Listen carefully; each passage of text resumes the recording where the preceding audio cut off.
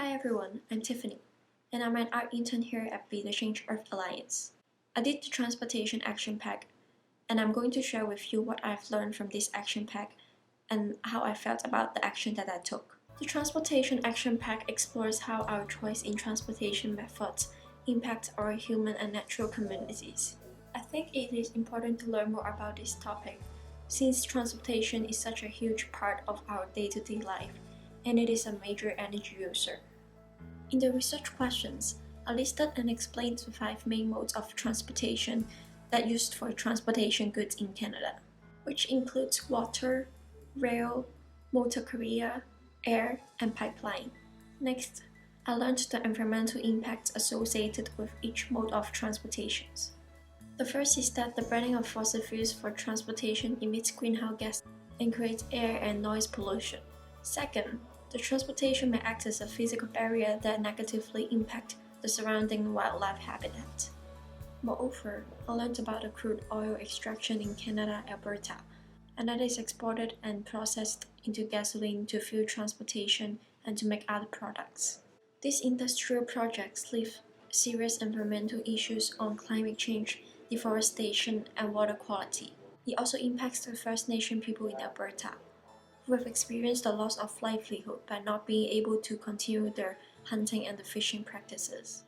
The action pack points out that, as a community, people can take action to reduce the impact in several ways. For example, taking alternative transportation such as bus, SkyTrain, or carpooling to reduce the carbon emissions. We can also reduce food miles by buying food in our local farm market or growing our own food. The first action that I chose to take is to not use a car to get around for a week.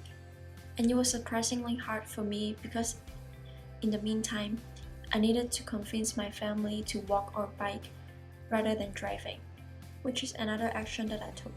Whenever I needed to go out by myself in that week, either to work or to go study in a cafe, I chose to take the bus or the SkyTrain rather than asking my boyfriend to give me a ride. When I was taking the bus, I kept reflecting how this action contributed to energy saving and helped to reduce the overall greenhouse gas emissions.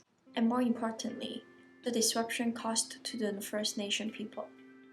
Since I don't really like to drive and I've already gotten used to taking public transportation, I felt good about myself when I was taking this action. I also realized that sometimes it took less or about the same time when you take public transportation instead of driving.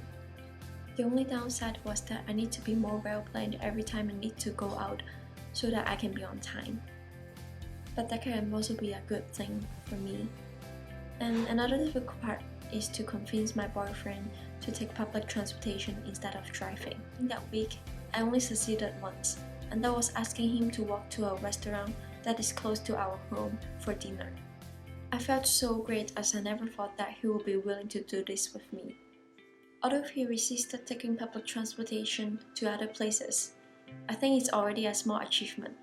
And of course, you have to start somewhere. And I hope that he will eventually make this positive change with me. Overall, this action pack helped me to reflect on the cost of using transportation that are fossil fuel dependent, and it encouraged me to take more public transportation. If we can reduce the use of fossil fuel transportation, wildlife animals like the caribou and the indigenous communities can be better protected. More importantly, can help to combat climate change and create a more sustainable future.